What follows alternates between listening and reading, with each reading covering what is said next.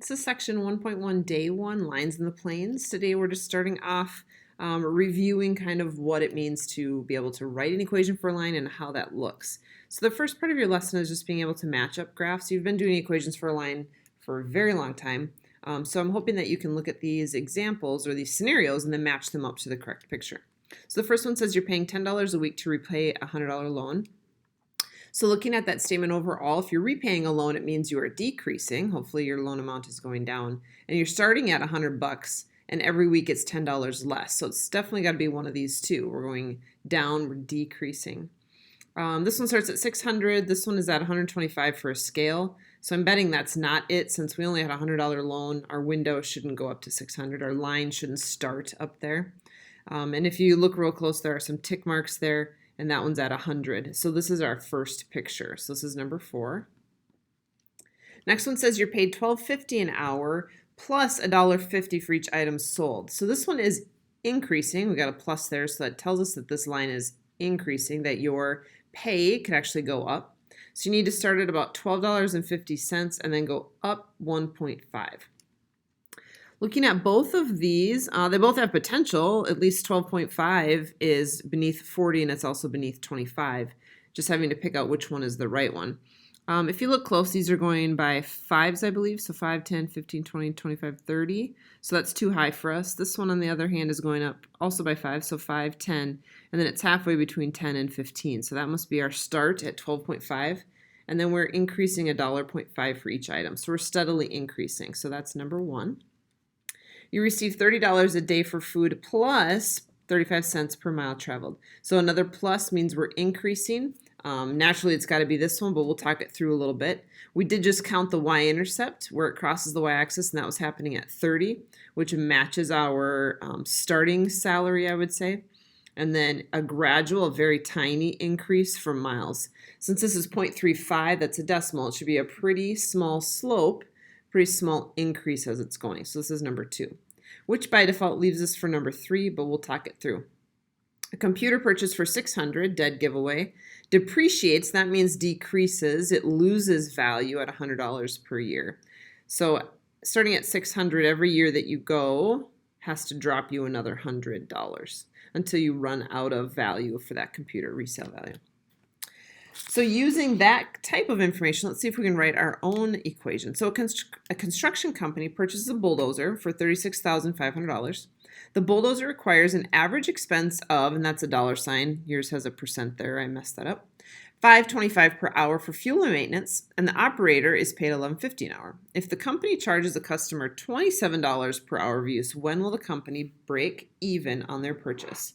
So trying to figure out how long it will take them to essentially pay off their loan if they had to, or to figure out when they'll break even and start to make money. It can help a company try to figure out what should they charge, or maybe what should they pay their operators in order to recoup their money as quickly as they can.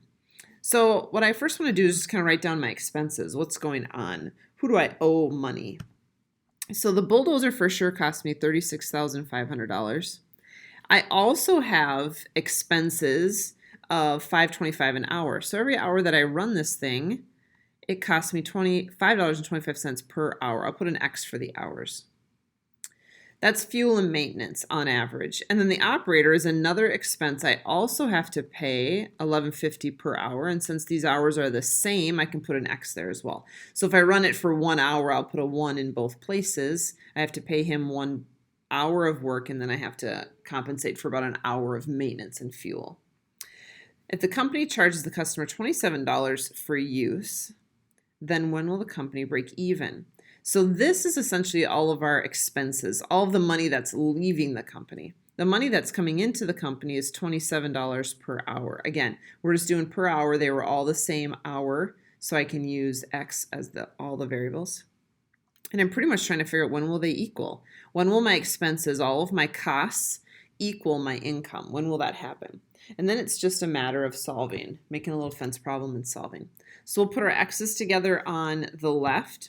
So we've got 36,500 plus, and then this is 16.75x equals 27x.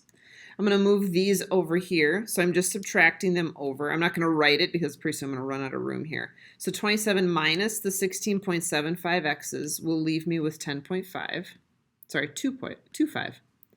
And the 36,500. And then I will divide off the 10.25 and I'll kind of move up here. So 36,500 divided by 10.25 gives me 3560.98.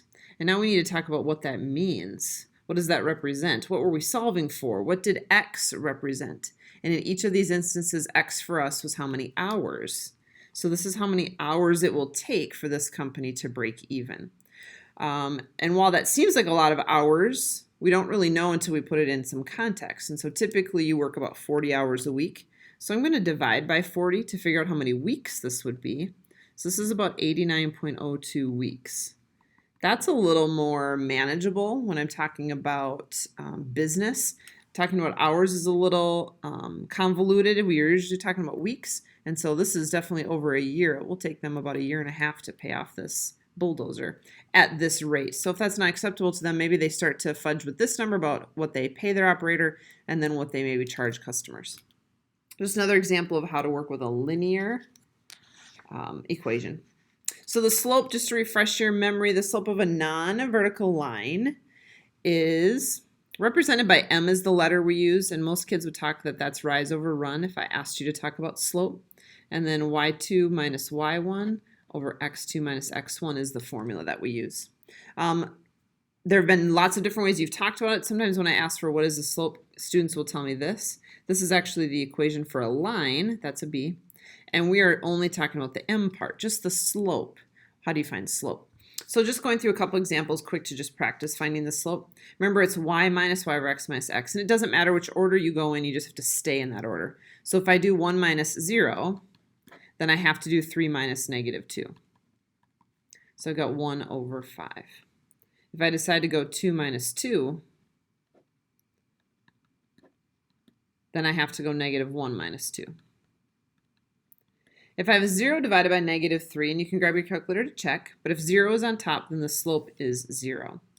When we do the next one and we find out that our slope is on the, our 0 is on the bottom, this is the case where it is undefined. And that is still a type of slope for us. That is still something we can talk about. 0 is a slope. I will have lots of students say, well, this line doesn't have any slope. And I'll say, yes, it does. It has a slope of 0. That's important because it tells us which direction the line is going. Same with undefined. It doesn't mean the line doesn't have slope. It just means its slope is undefined. The slope of a vertical line is undefined. So slope of 0 means horizontal. Slope of undefined means vertical. There are a couple different ways to write equations of lines. You are most familiar with slope-intercept. That is the famous y equals mx plus b. That is the one you are most familiar with. M stands for slope, B stands for y-intercept. The point slope form means that you have a point and a slope to work with. And so this formula allows you to plug in a point right there and to plug in a slope right there. The y and the x are the variables. When you see a y1 or a y1 or an x1, that's where you're going to be plugging stuff in. But the y and the x, those are the variables. That y, that x, those are the variables. General form is not one we use a whole lot, but it is a form where when you put everything on one side and equal to 0, that's just called general form. 2-point form means that you have literally 2 points. Many of you would not use this. You would take the time to find out your slope first and then do the problem. But this essentially is representing slope. That is y minus y over x minus x. So if you had 2 points, you could just plug all the parts in and then just simplify. Most of you would probably off to the side figure out your slope first, and then you would just plug that in there. You probably wouldn't write out that whole formula. 2 examples to go through. The first one says write an equation for the line that passes through that point, 1, negative 2, and has a slope of 3, and then sketch the graph. So y equals mx plus b, again, is your most common equation, so that's the one I'm going to use to start out with. And I gave you slope, so you just have to put a 3 in there. Now all you have to figure out is this part. Remember, the y and the x when you write an equation, they are your variables, so you don't put anything in for those. So using the point, we're going to temporarily plug in a -2 and a 1 so that we can solve for our b. If the line has that slope and it has to go through that point, then it has to have some y-intercept that we need to figure out. So 3 times 1 is 3. We're going to move that over to the other side, and when you do that, we're going to subtract. And so your b is -5. So overall, your equation, your final answer, you would say, is 3x minus 5.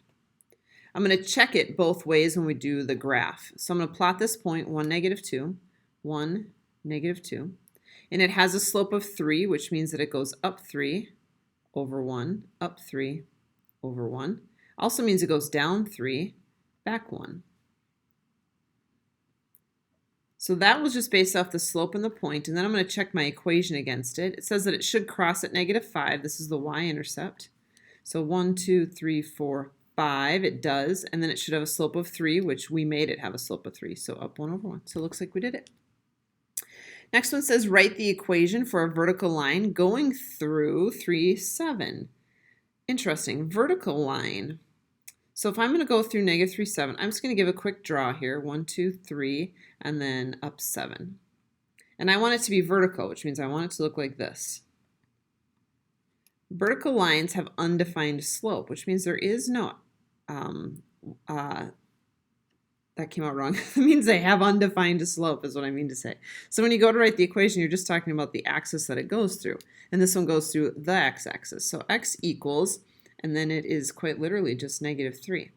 That's the spot on the x-axis you're going through, and it's a vertical line, so it's not going to tilt and have a slope. Its slope is undefined, so straight up and down. And then they want you to write the equation for a horizontal line going through that same point.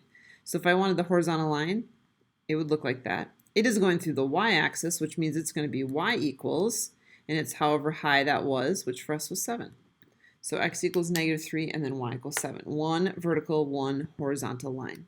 So just a quick recap today on slopes, how to write the equation for a line, and then how to kind of match them to a given picture or given data.